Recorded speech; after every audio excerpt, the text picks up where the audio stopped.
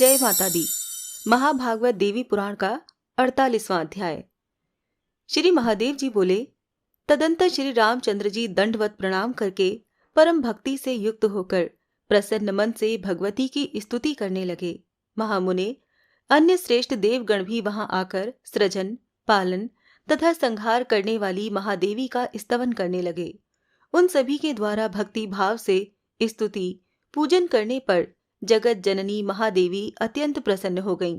मुने, उस समय देवी के अति प्रसन्न होने से स्वर्गलोक, मृत्युलोक तथा रसातल, इन तीनों लोकों के निवासियों को महान हर्ष हुआ। सभी वानर नृत्य करने तथा मनोहर गीत गाने लगे। भगवती की प्रसन्नता से आप्तकाम श्री राम जी आनंद मग्न हो गए।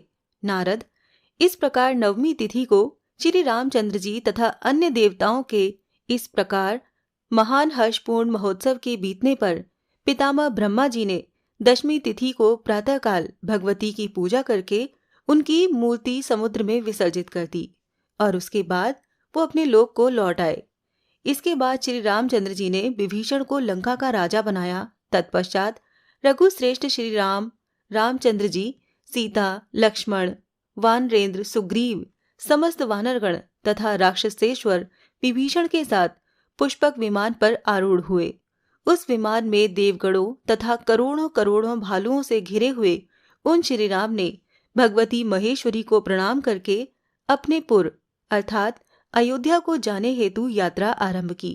मुनिवर, इस प्रकार जब अविनाशी पुरुष भगवान श्री राम ने शरद काल में विधान पूर्वक स्वयं भगवती की आराधना की थी, तो फिर महामते वत्स, अन्य देवताओं, यक्षों, राक्षसों, मनुष्यों, सिद्धों, गंधर्वों तथा नागों के बारे में तो कहना ही क्या।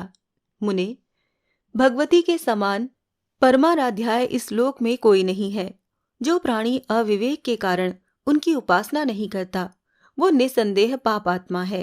मुनि श्रेष्ठ, जो उनकी पूजा का लोभ करता है वो पापी है और उसके लिए कहीं भी स्थान नहीं है।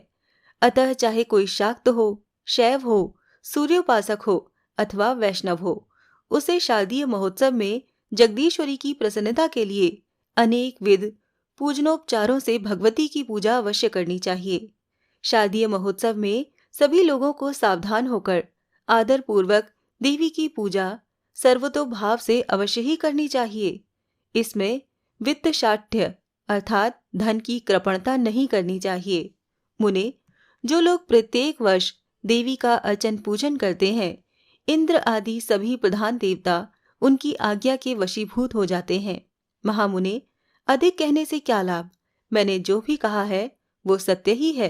भगवती की आराधना से मिलने वाले पुण्य से बढ़कर तीनों लोकों में कोई भी पुण्य नहीं है।